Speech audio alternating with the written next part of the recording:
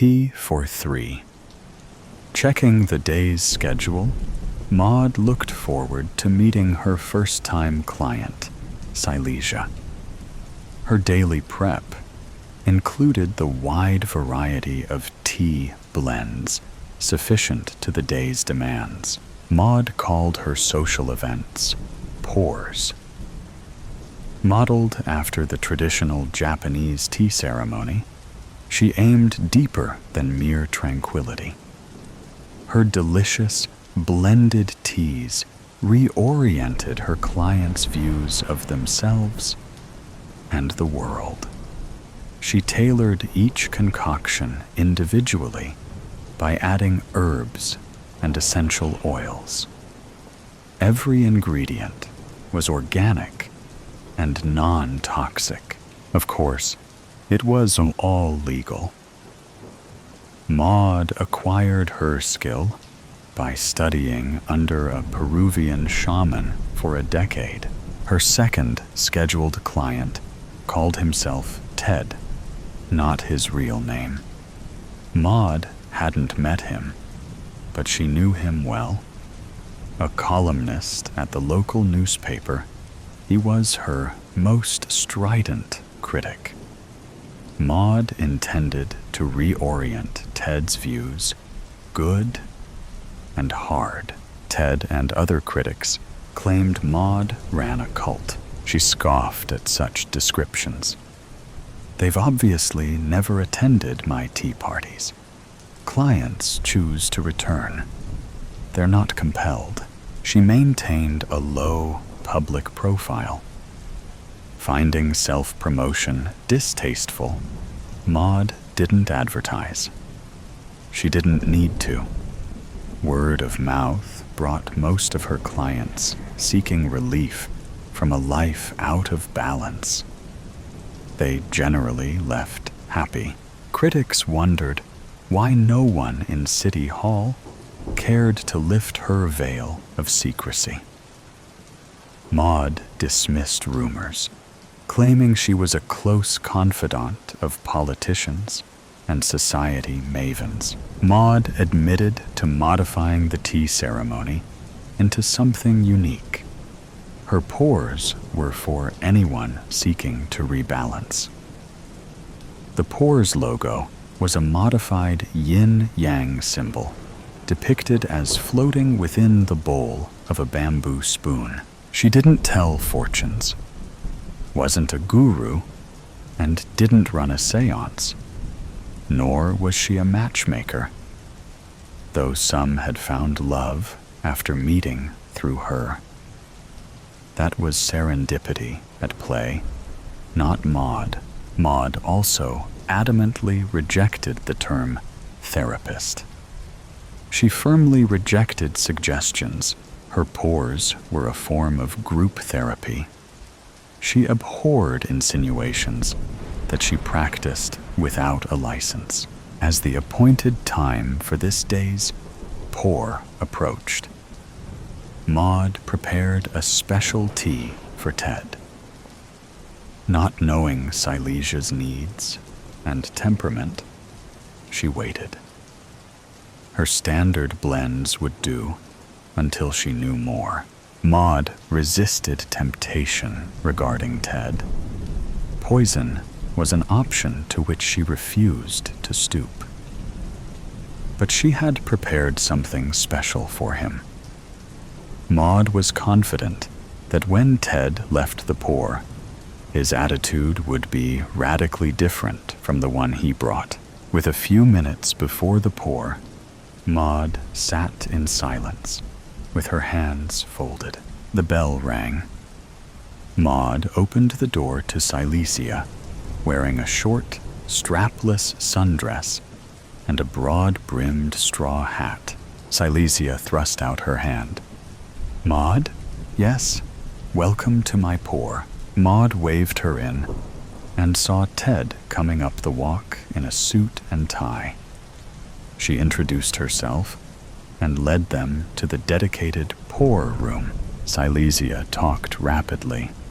"It's such a beautiful day. Perfect for a little tea, don't you think?" Maud nodded. Ted lagged behind, taking note of the decor and the layout of the house. Silesia continued without pausing for breath. But it's so beautiful. A shame to spend it cooped up inside. I love going down to the river walk and watching the ducks and the boats and the birds flying overhead. The trees make such lovely shade, and each fluttering leaf responds to every slight breeze. Is there any way we can reschedule? I hate to waste the day inside. Once in the room, Maud indicated where they should sit. Well, you're here now. We won't be all day, bright and shadowless. The poor room had no windows.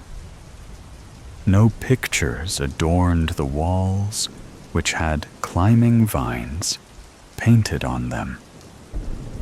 A ficus tree stood in one corner. A low table sat amidst plush pillows. A table beside Maud had a gas fire, teapots, space for preparation, and teacups. Silesia and Ted did a little dance, trying to decide who should sit where. Maud pointed and said, "No, Silesia there. Ted, please sit here." They sat. Silesia giggled like a little girl. Ted's face shifted between annoyance and boredom. Maud prepared the tea with bamboo utensils and served them each a cup. She said, "This first cup should relax you. Take a moment to enjoy. Sip carefully. It's hot." Silesia downed the cup in one gulp and screamed as she spit it out. She grabbed a napkin and wiped tea off herself and the table. "Wow, sorry, that was hot." Ted rolled his eyes. The first serving of tea was intended to break the ice. Maud never wanted clients to think of their poor experience as akin to riding in an elevator. They were past that. Whatever their stated purpose, Maud sensed subtle emotional currents at work. Her blends worked to rebalance each person, regardless their emotional state. Wanting the tea to bring everyone into a state of calm, she poured them another cup. She leaned toward Silesia. "Are you okay?" "It's hot." "Hot. Right. Got the message." Silesia blew on the cup and sipped. "Oh, this is good." Maud turned to Ted. "And how are you, Ted?" Startled from his reverie, Ted took a moment. He reined in his disdain for what he thought an elaborate charade. "This is different from the expected traditional tea ceremony." "Oh, what have you heard?" "I never tell people to expect that." "Well, to start," he pointed at Silesia, "this badly dressed, classless woman is rude, won't stop talking, doesn't carry a fan." Silesia scowled and rummaged through her purse. Pulling out a battery-operated fan, she switched it on. The little propeller spun, blowing strands of her hair back. With eyes fluttering, she smiled at the breeze in her face. Giggling, she aimed it at Ted. Blocking the draft with his hands, he said, "Never mind. Turn it off. Keep it to yourself." Silesia winked at Maud and, giggling, returned the fan to her purse. Ted said, "So much for tranquility. This is my point. How do you dare pretend this tattered facade is a tea ceremony? You exhibit only the shallowest grasp of time-honored rituals. This is just a load of frayed, New Age claptrap hiding behind the trappings of a traditional tea ceremony. I'm sorry, my pores have been misrepresented. Would you like more tea? I mean, where's the respect, the purity, and the reverence? Maud held her look. After a moment, he held his cup out. He wouldn't let go when Maud tried to take it. Careful not to burn him, she refilled his cup. It's hot, I know. He gave Silesia a stern look and brushed off his leg. Maud noticed that Silesia had begun to fidget. She declined more tea. Silesia, tell us what brings you here, she sighed. It's all about my roommates. They aren't pets, but they're hamsters. Well, about 6 months ago, I was feeling lonely in my beautiful, spacious apartment. So I bought a couple of friends. Hate to have to buy a friend. Seems so entitled, but can't exactly meet a hamster at the local club. Maud nodded. Ted rolled his eyes. He whispered, "Can't you shut her up?" Everything was cool for a while. We got on famously. But then one day, I came home and discovered an extra dozen of the little critters. Who knew? All in one cage? Appalled, Silesia practically shouted. Oh, no. I would never cage my friends. What do you take me for? Agitated, Ted said. But is right. That was only the beginning. I've lost count. And that isn't even the worst part. Neither Maud nor Ted wanted to hear the worst. I discovered that they ate one of them. Maud nodded impassively. Yes, but nothing. I admit, I'm not that bothered that his family ate their baby brother. I mean, get real. Babies do get eaten. But poor little Jimmy. I'll never forget when I found little Jimmy was the hamster. Silesia looked at Ted like he was a lunatic. Focus, Ted. The circle of life and all that.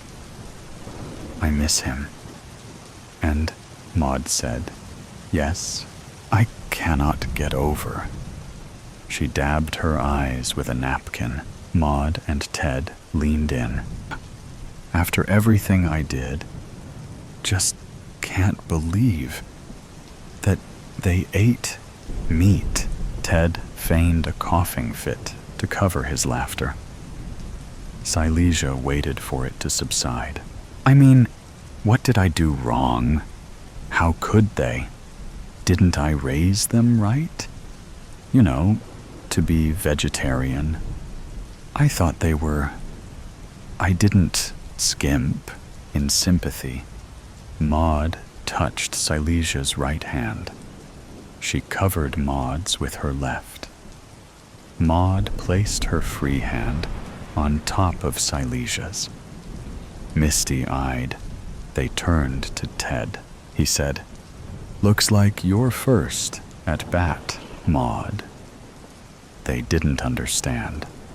He said, "So, is this it? Sorry, but I have to get on with my day." Maud straightened up. "No, Ted. Now that we're in sync with each other, I'll serve another tea. One made for you alone. A special tea? Just for me?" Oh, boy. Maud resisted trying to kill Ted. She wouldn't poison him. At least, not in the usual way. But I'm not about to let this hack destroy everything I've built. She wanted Ted's comeuppance, not his life.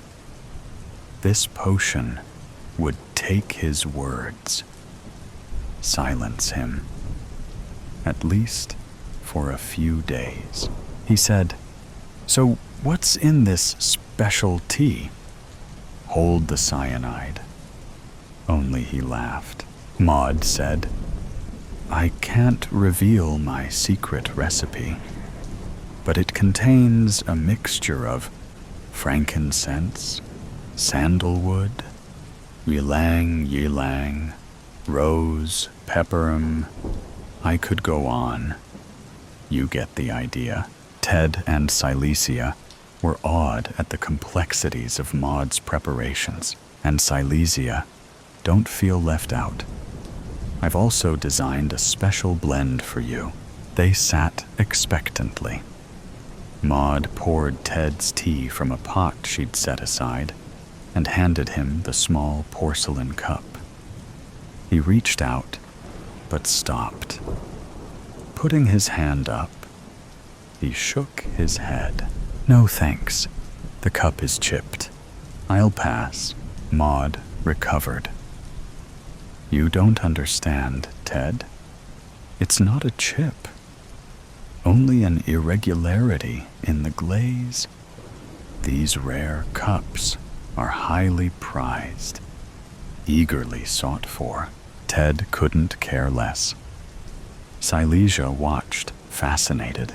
Maud continued, "You've heard of the Japanese tradition of mending a broken bowl with a vein of gold lining the crack?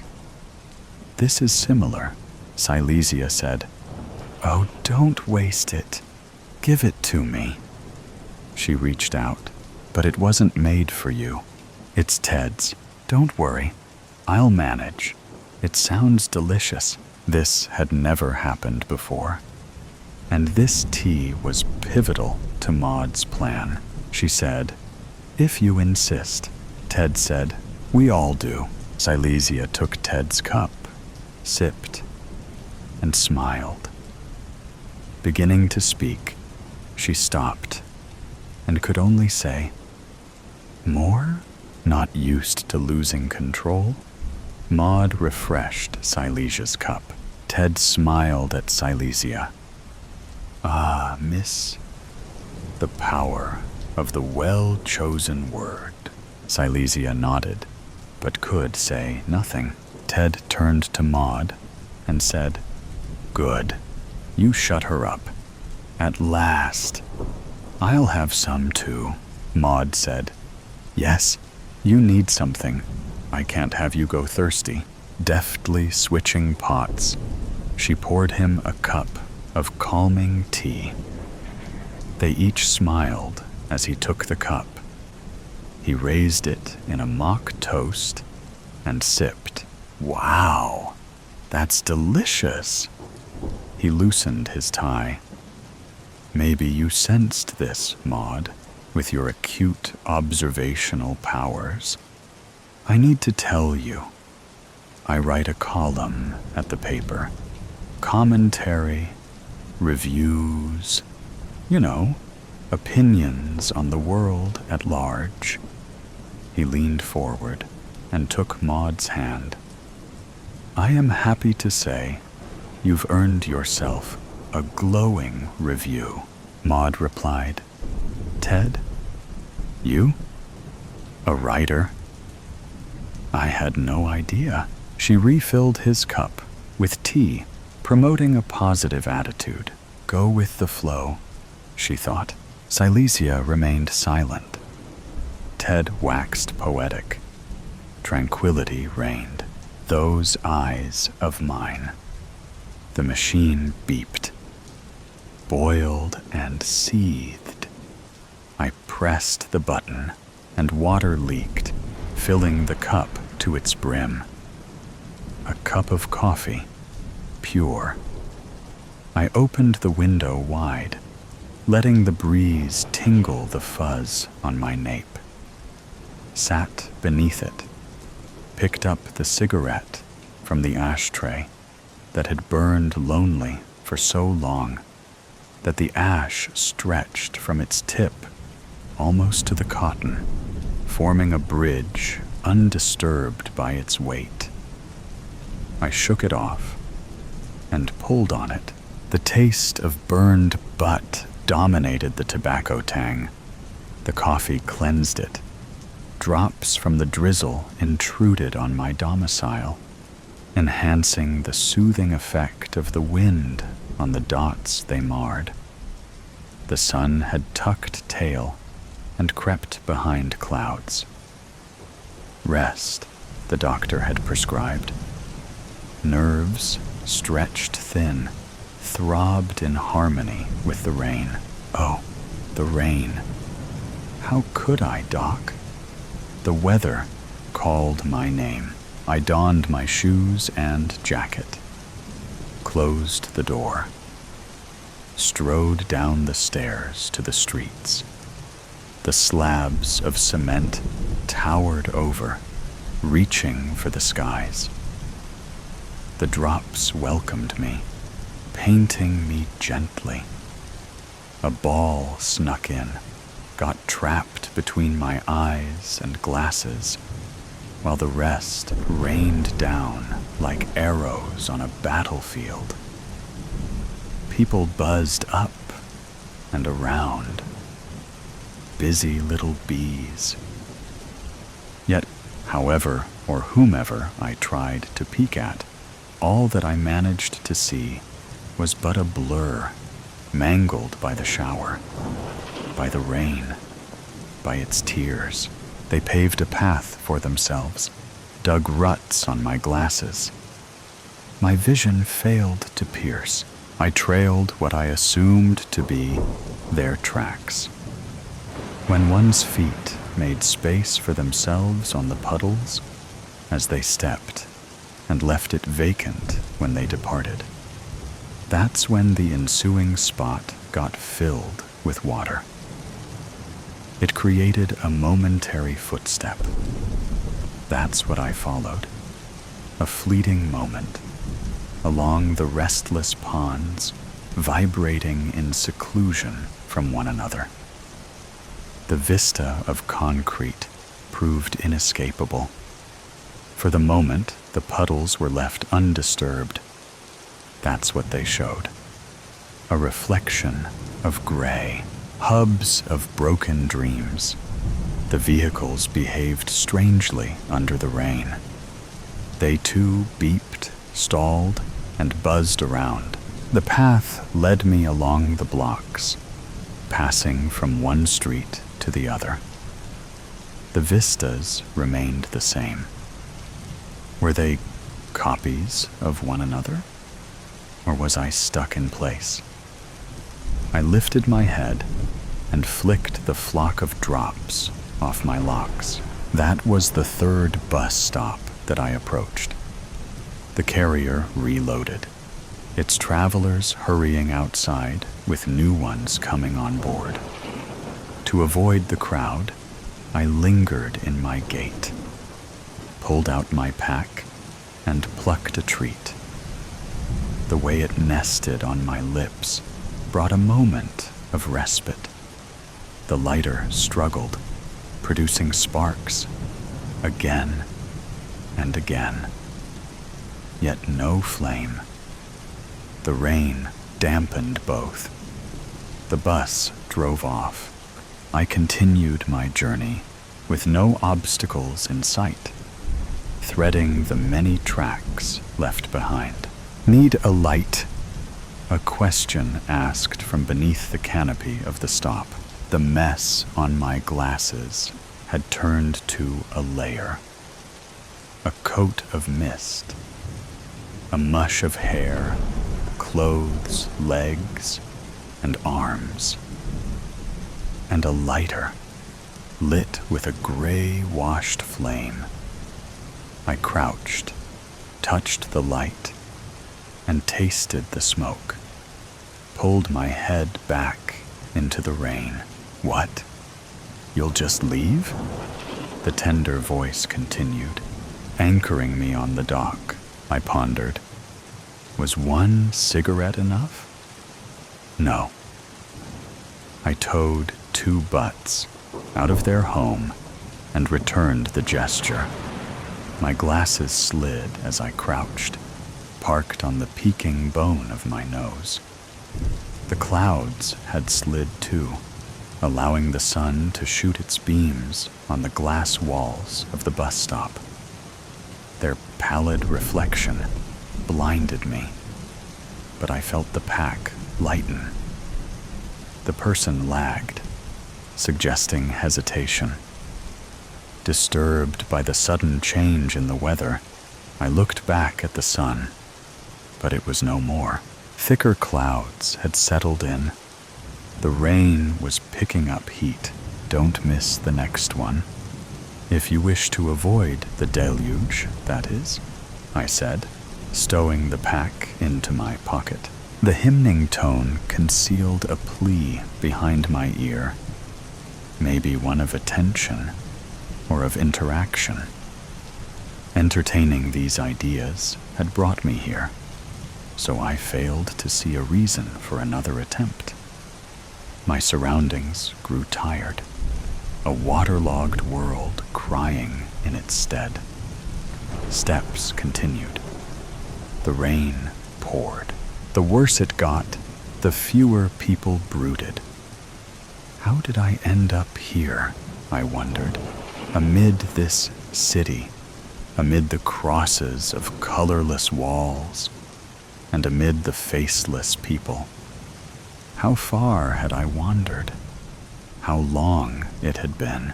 I swerved on the road, heading towards the park. An island with different scenery. Or so I thought. The rain had dug its claws here too, washing away all that would help me recall what was. Think of what could have been. Instead, I was forced to watch what is in another gray landscape. The sky's tears battled with the leaves. The branches swung at one another. Fierce battles ensued. The road continued straight up to a fountain, where it diverged and transformed into a circle, and restoring itself back into a straight line, it continued. I sat near the formation, for the trees obeyed the road, and the sky, with its gray clouds, remained visible, and the battles fought turned into echoes from afar. The rain poured, thickening the layering clog on my glasses, changing it with another, never letting them rest. Down it poured. My cigarette had long been extinguished, yet the respite it brought remained all the same. And so, I kept sucking on the wet cotton. Lost, I dabbled with questions I knew I shouldn't ask. A man's worst enemy was his own mind.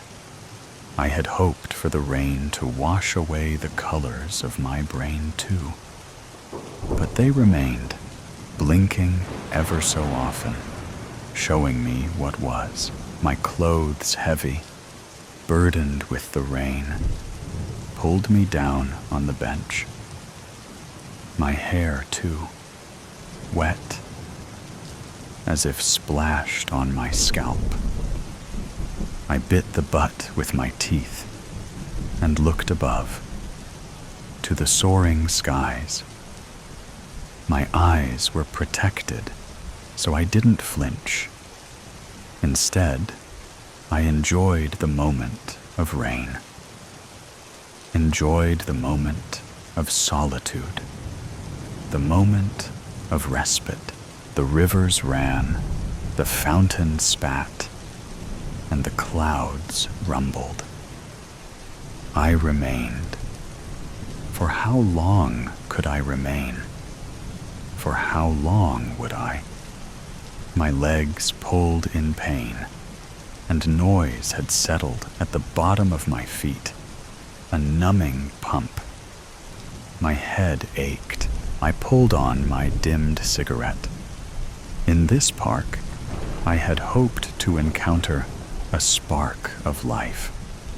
The leaves were falling, the branches were breaking from the wind, and my ankles drowned beneath the rivers. The pouring rain consumed. Hungry, it ate everything. But the pain, my teeth failed to cling on. My mouth gapped. I dropped my companion. It soaked, increased in weight, and sank. What was another lost cigarette in the rinsing sea? The painted door, for what feels like an eternity. I stare at the bloodied body without being able to move.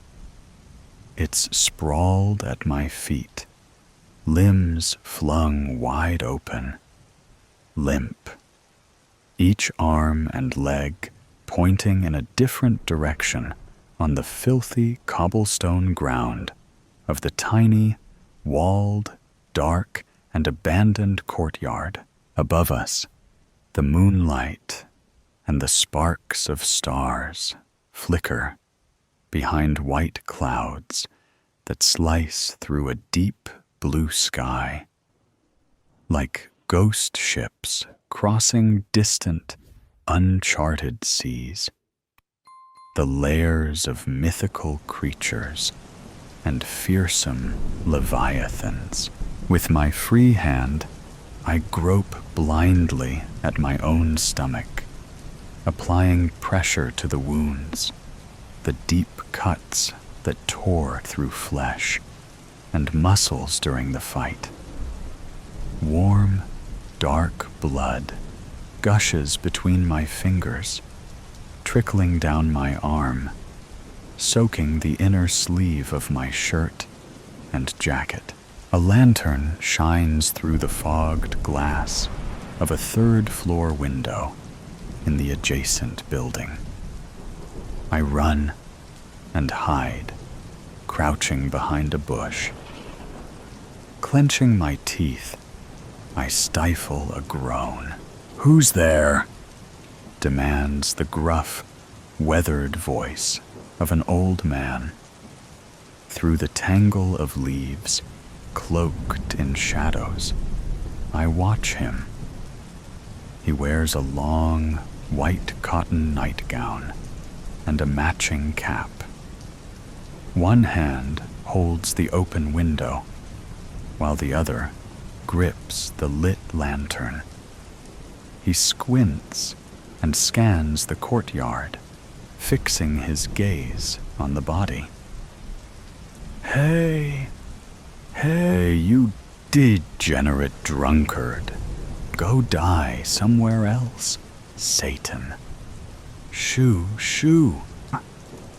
He yells like this for a minute or two, then grunts, mutters a curse, shuts the window, and disappears along with the light inside the room. I lift my head and look around, peering through one of the gaps in the ancient stone wall into the street. Seeing no one, I seize the opportunity to leave the scene.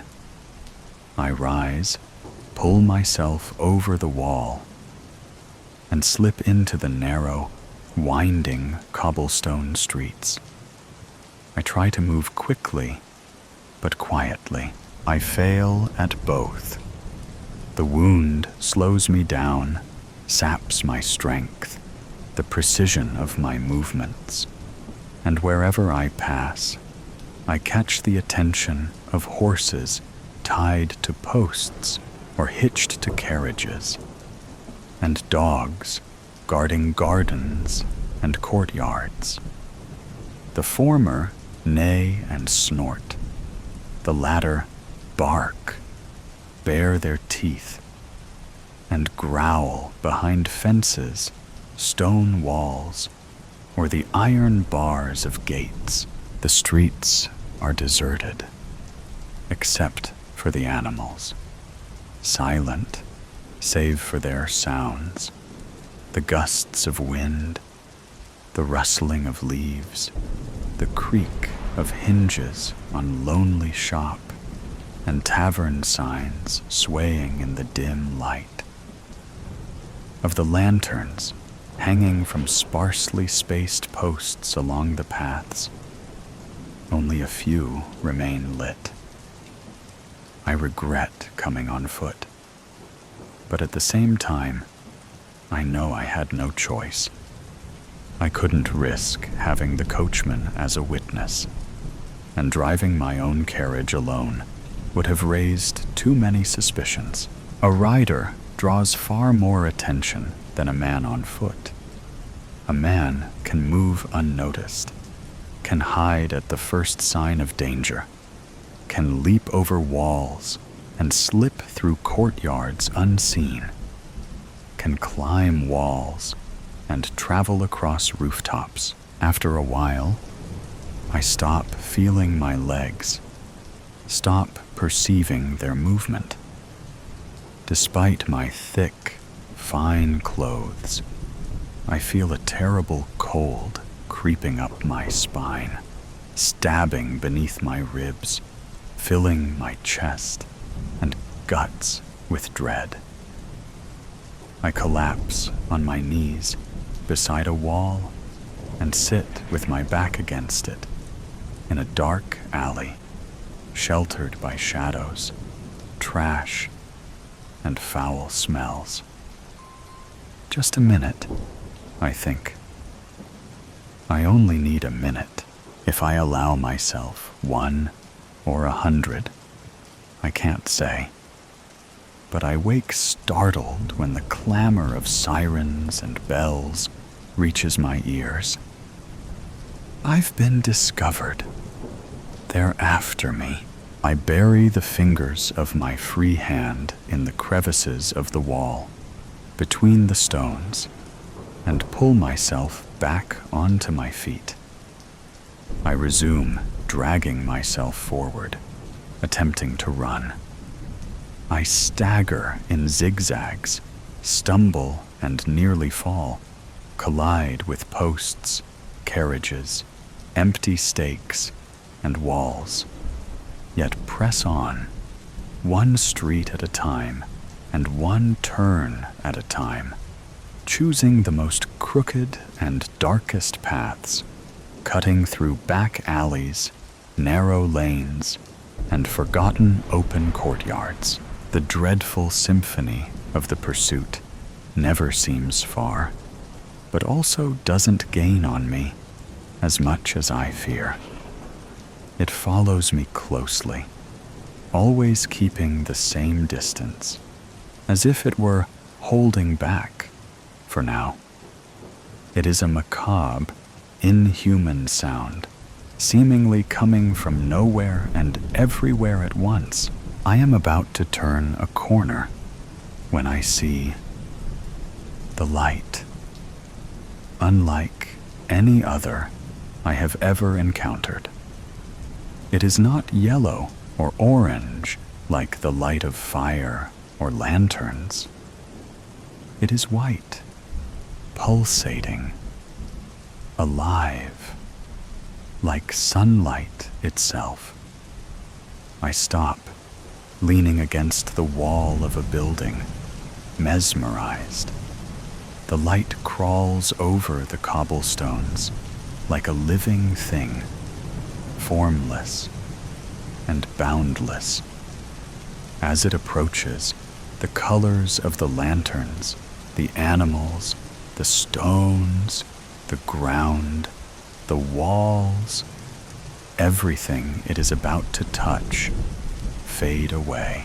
It is as if the light is absorbing these colors, transforming objects into pencil sketches on white paper, like the ones I make before transferring my drawings in color to the canvases that I exchange for prestige, privilege, and fortune. Then the light swallows them, sucks up the colorless drafts as well, consumes them as if it were an immense, infinite mouth. The mouth of God, reclaiming into cosmic oblivion the living and the dead of this world. Behind the blinding curtain, the world disappears, ceasing to exist in a way that defies both physics and human intellect. Slowly, the light moves forward, a white void, smooth and shapeless, transforming what once was into nothingness. It is at that moment that the bells and sirens grow louder and closer, unbearably near. I look around and then start running again. I cross the intersection, with the light devouring the finite world to my right, and follow the street perpendicular to its advance. In a desperate attempt to lose my pursuers, I turn corners at random, sometimes left, sometimes right, zigzagging northward. My twists and turns are not always aimless. At times, I am forced to turn here and there, or backtrack when the wall of light appears just a few steps ahead of me, burning my eyes and rushing to envelop me. I shield my face behind my free hand and dive into the first available path to the right or left, or pivot on my heels and retrace my steps to the previous crossroads. Thus, I conquer the paved streets and the dirt roads, crossing the mile-long stretch that separates the town from my private hill and the mansion crowning it. I pass through the garden gates and rush to the front door. The guards and other staff still awake at this hour are startled, surrounding me, offering to help me walk, to carry me to a bed, a chair. They inquire about my injury, whether they should send a rider to fetch the physician from the village. I command them all to step back, to leave me alone, ordering that every door and window be sealed. For a brief moment, I work alongside them in this endeavor, but then I turn and make my way down the corridors to the bedroom. I kneel by the side of the massive canopy bed and touch Maria's warm face as she sleeps in peace and oblivion, undisturbed by the banging of doors, the shouted exchange of orders, or the music threatening to unravel my perfect world. The clamor of that million-strong chorus of sirens and bells. Gently, I wake her and help her to her feet. Quickly, my love, come with me. You must come with me, I whisper urgently, pulling her by the hand. She follows, trembling, crying, asking about all that blood, about the injuries, and the blood, the blood, the blood. So it was all over, then. Had I won? Were we finally free to live our love, no longer bound by escapes, lies, persecutions, or consequences? I pull her by the hand through the corridors to my studio. Along the way, I grab one of the lanterns hanging from rings fixed to the stone walls. I enter, pull her inside, and lock the door behind us. Frantically, I fly from one side of the room to the other, ensuring all other entrances and windows are shut as well. I move unsteadily, stumbling, pushing aside finished paintings, knocking over empty easels, unfinished canvases, and tables cluttered with papers, palettes, jars of paint, and brushes. Once convinced that every possible entry is sealed, I return to Maria, grasping her hand again, and lead her toward one of the walls. I scour the floor for a brush and a jar of paint. When I open the first jar, I find inside a solid, useless, gray lump. I hurry around the room, gathering more jars, only to find them equally futile. I try using the paint from the palettes, attempting to make it at least pliable with saliva, but to no avail. I find myself clutching a dry, useless brush, turning helplessly in place, sobbing, groaning in pain. Then I remember the wound, the blood.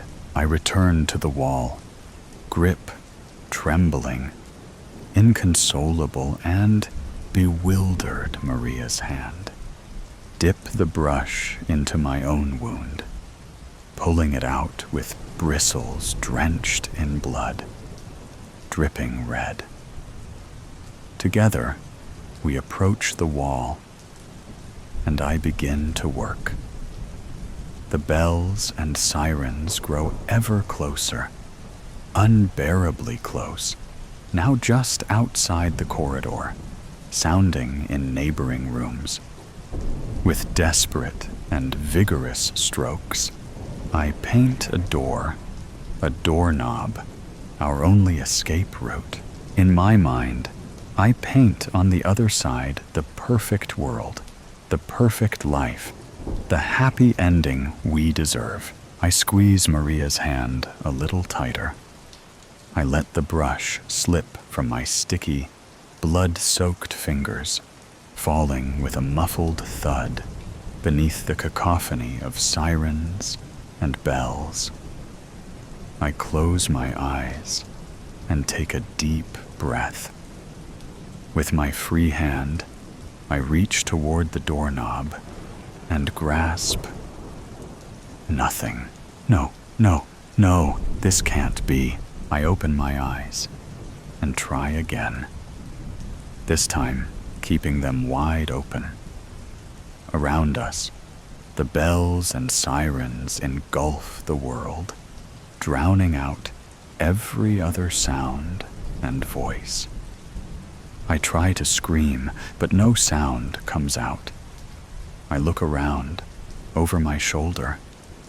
From every corner of the studio, through the cracks in the windows and doors, the white, deadly light, that devouring force, seeps into the room. It stretches through gaps between boards and under the passages, swallowing colors, easels, brushes, canvases, and loose sheets of paper.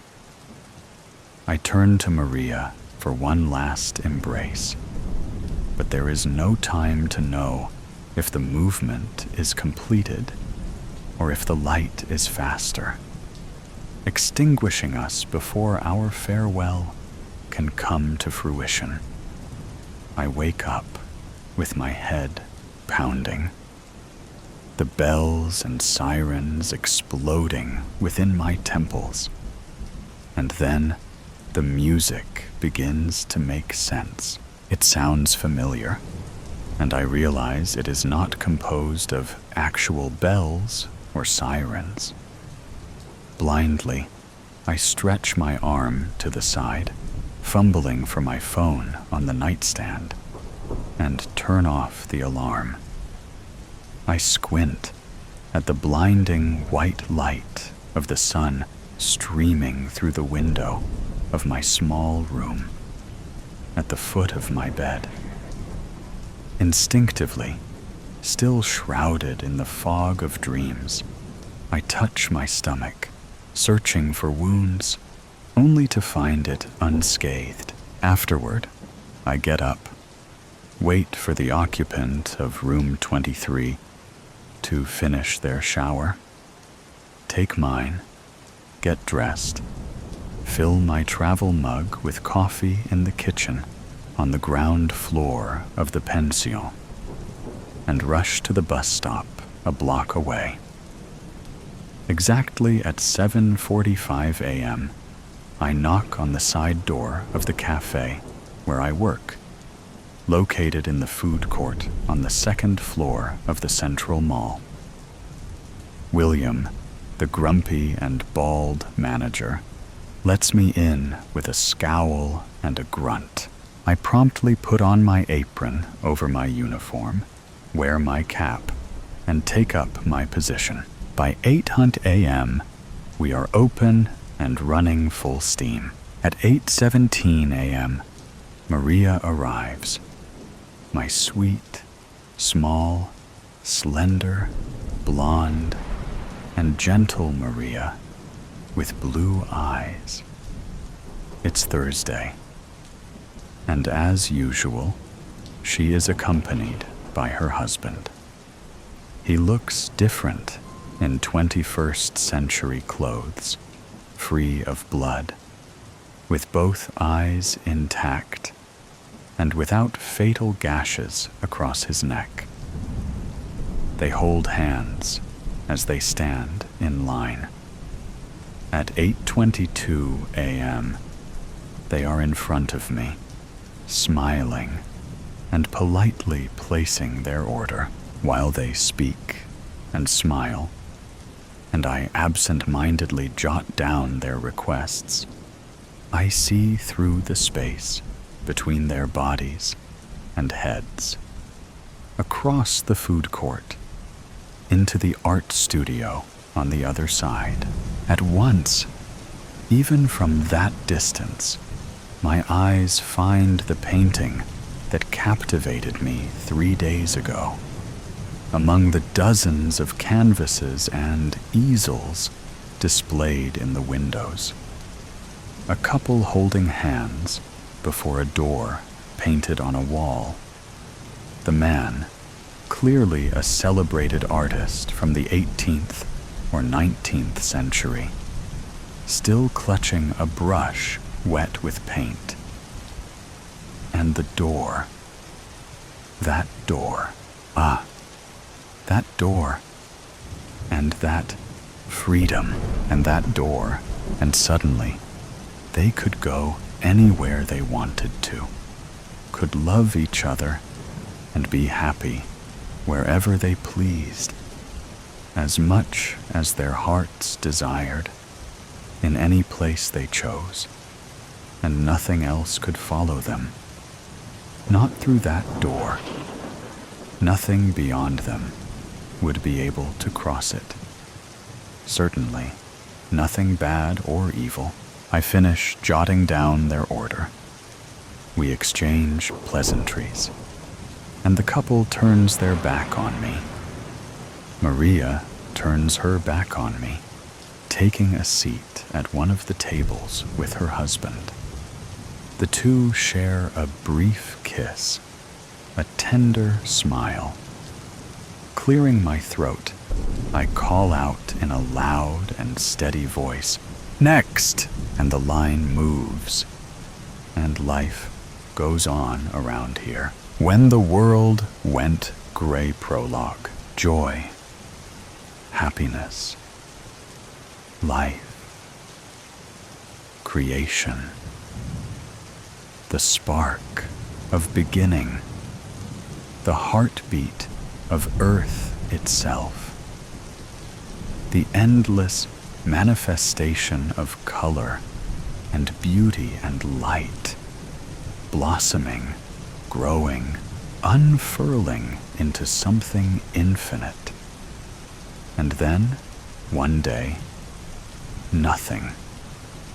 The world, once bursting with radiance, was swallowed whole, devoured by an oblivion so complete that even memory faded to grayscale, leaving behind only the cruel, inescapable taunt of black and white, a silent mockery of what once was, shadows of what had been clung to the charred land beyond our shelter, reaching with desperate fingers toward a sky that had long since turned its back. And as the relentless nothingness took and took and took, we were left only to bear witness, to suffer in the empty remains of what we had destroyed. And as the world faded to monochrome, I became one of the countless shades of despair. Our city, once flooded with bustling citizens driving cars of every color, is reduced skeletal frames of buildings and cracked roads. A cruel reminder of the countless nights I spent, sleepless, hidden away in my attic, thriving off the colors coating my paint palette. The word around us hasn't just been burned, it's been erased, the vibrancy stripped away. I look around our underground shelter, and for people struggling to survive, everyone was perfectly content with making conversation from the concrete where they sat, as if they weren't on their deathbeds. We scrape by with the rations the leaders distribute weekly, our bodies weakened by hunger, our minds fractured by the unbearable monotony of a world without color. But it isn't the hunger or paranoia that haunts us, but the weight of absence, the memories of color fading with each passing, dissolving to add to the torture of the ash flakes contaminating the air. Black, white, gray, repeat, every damn time. And then I find myself thinking the same, though I thought, since the day the world was drained of color. This is a dream. Colors can't just disappear.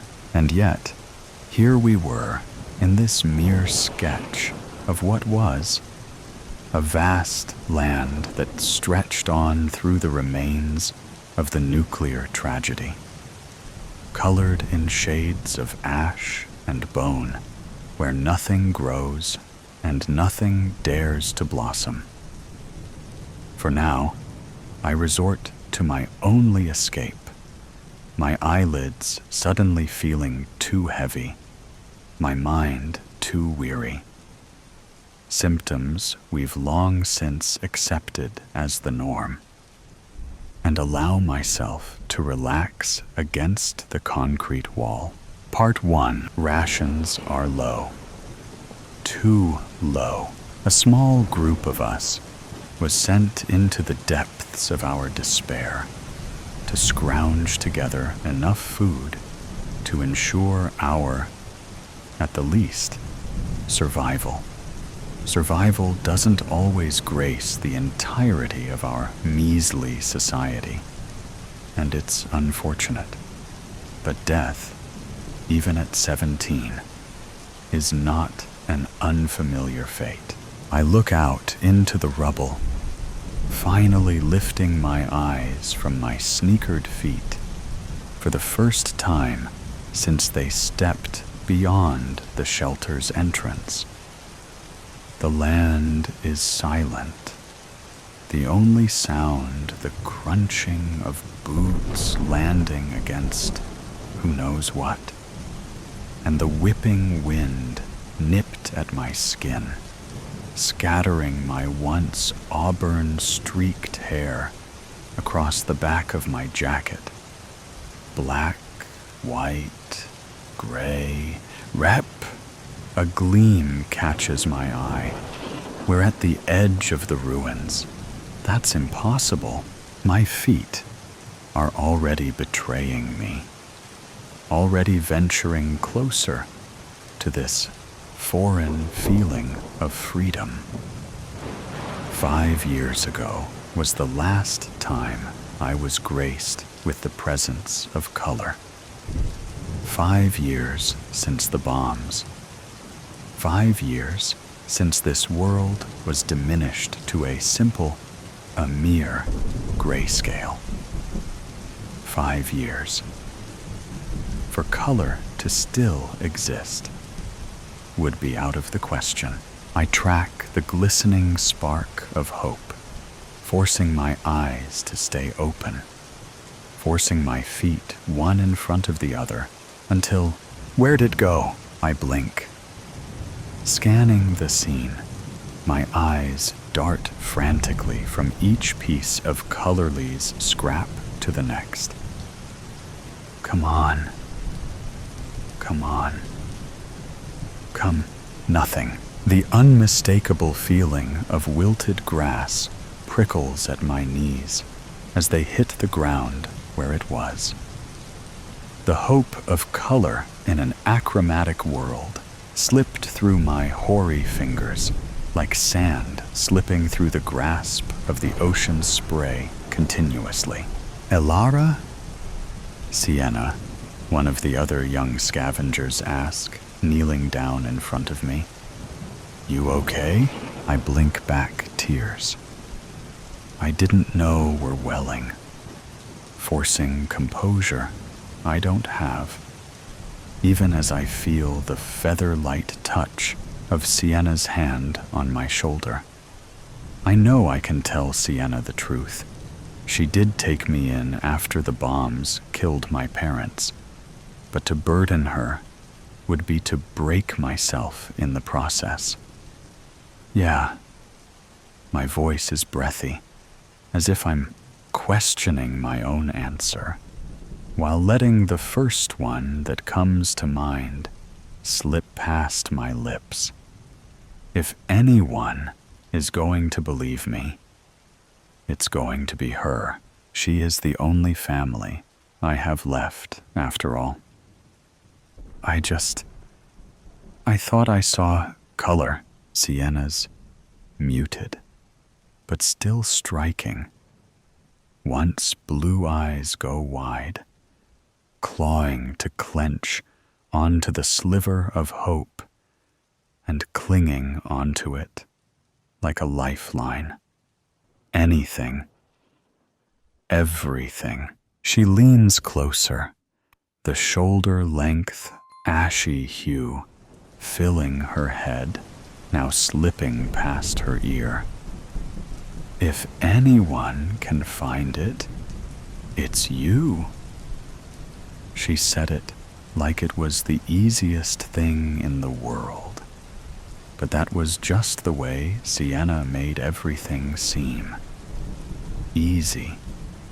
Like it wasn't the sight reignites a desperate hope, a longing to believe that life, in its fullest form, is not truly gone. Part 2. I can't pretend like it didn't happen. I can't unsee it. I know it's risky. I know there are people here who need every last bit of help they can get. But if there's a better, beautifully vivid world out there, inching to be found, it needs to be found.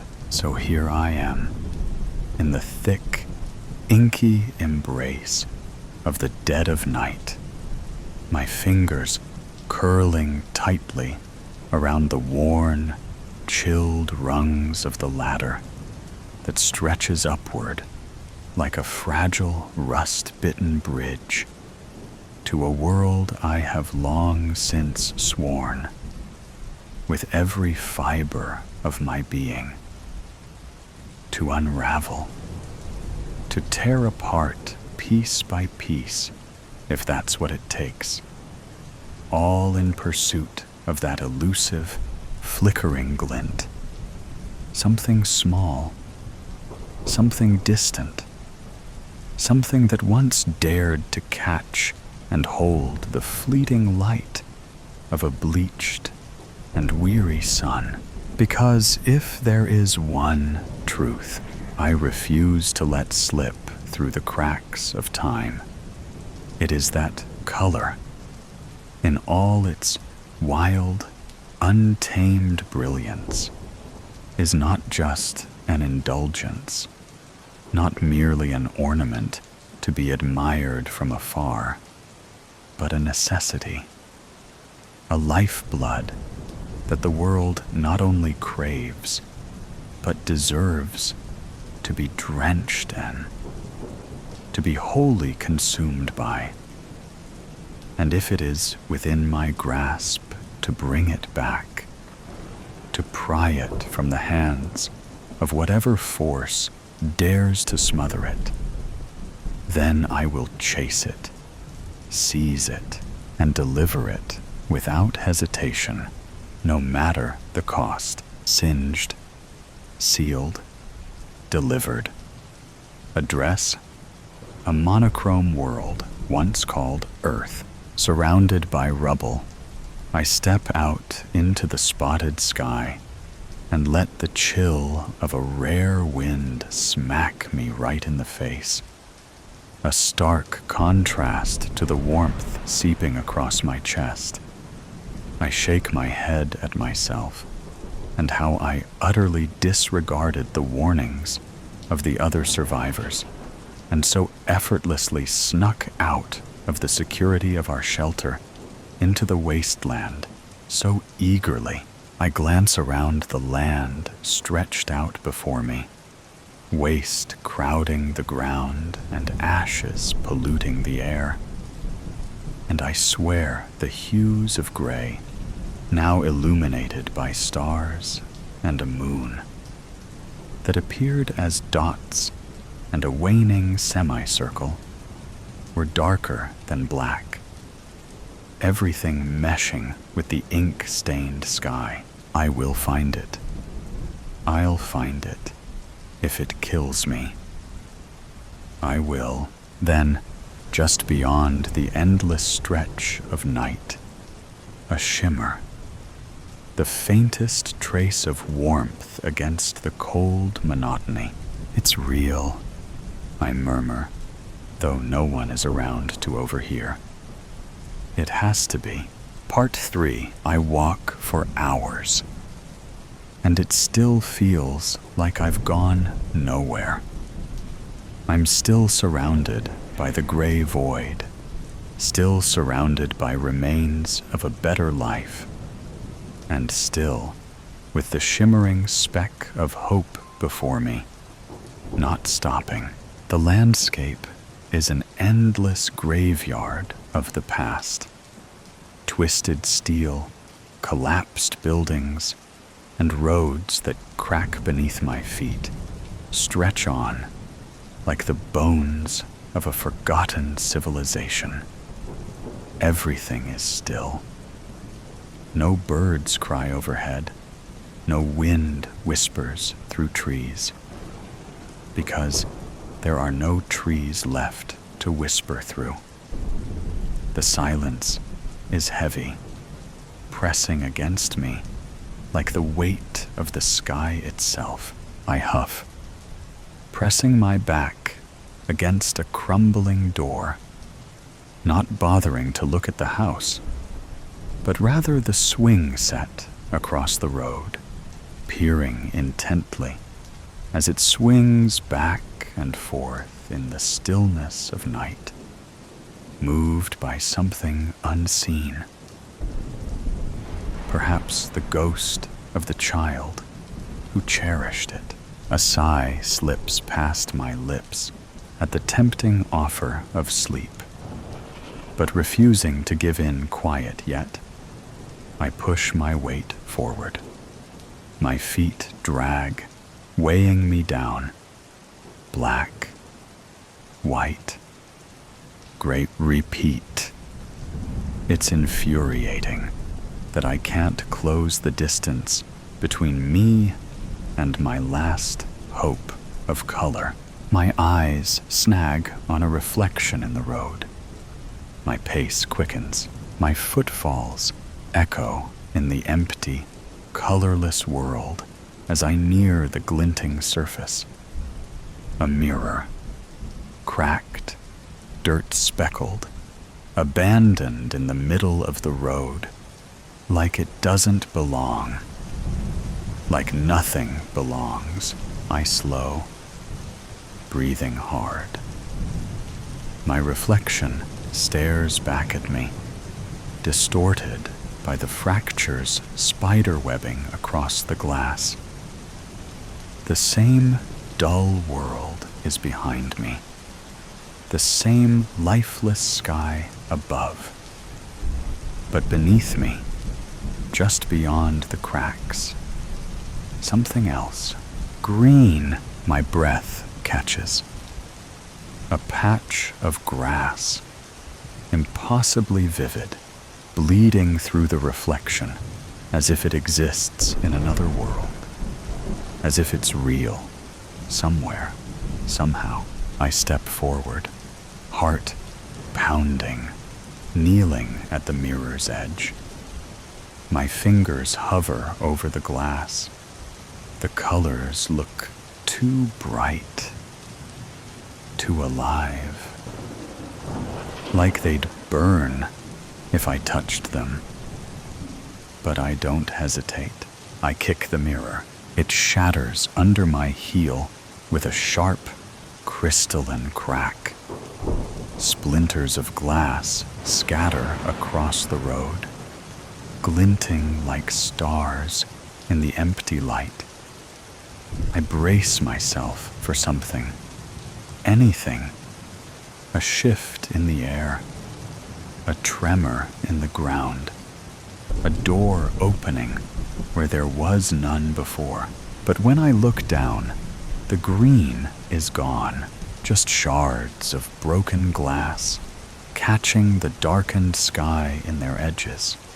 Just my own reflection, fractured into 100 jagged pieces. I lurch forward, scraping at the road where the mirror used to be. Nothing. No hidden portal. No sliver of color left behind. My hands shake. Tears, clear wetness, drip down my cheeks in slowed fashion. My breathing comes in clipped gasps. I saw it. I know I did. The wind stirs, sending a few stray fragments skittering away. I watch them disappear down the road, swallowed by the nothingness stretching endlessly ahead. And then I keep walking, pushing harder, further, relentless. Part 4. I refuse to let myself stop. I won't. I can't. Not if I want any chance at finding the color I've recklessly craved. My eyes follow the path I left in the dust, the sun rising higher in the sky. And then, thunk, the ground hits me before I can brace for it. Pain shoots through my skull in sharp, electric volts. I glance up, dazed, and see the thick trunk of the tree I just slammed into. Its rough bark pressing into my chest, pinning me to the earth. I wince, trying to push myself up, but my head swims with dizziness. The tree stands tall, towering over me like an ancient sentinel, its branches casting long shadows in the early morning light. I can feel its strength, as if it's mocking my weakness, daring me to rise again. I press my palms to the ground, leaves crunching beneath them, and accept this tree's challenge.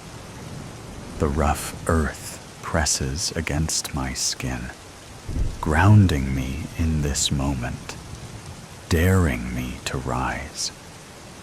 A chill runs through my spine as I push myself up, dirt clinging to my fingertips. The air is thick, damp, charged with something unseen but undeniable.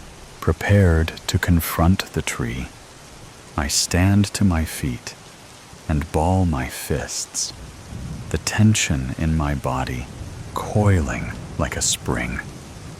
I'm ready.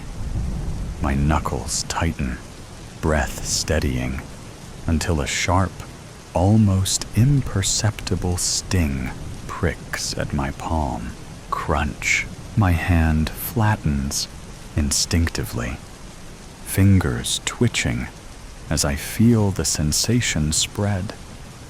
The leaves, crisp and brittle, stick to my skin like they belong there. A brief annoyance flickers through me, and I almost brush them off without a second thought, until something stops me cold. The color, not gray, not black, not the dry, lifeless husks of darkness. These leaves are green. It's faint, fading, dying, but it's there. The realization steals the breath from my lungs. Green here, among the decay. Color still exists, but it is fading. The world is not truly black and white. It is dying in slow motion. The nuclear bombs did not erase color. It severed life's connection to it, leaving only those who remember it to witness its vanishing. A smirk, one I haven't worn since the day of the bombs, breaks across my lips. It all makes sense. I have to find the color. I have to find the... What about everyone else? What about Sienna? I cut myself off, bending to gather a handful of dull leaves from the ground. Sienna would want this. If anyone can find it, it's you.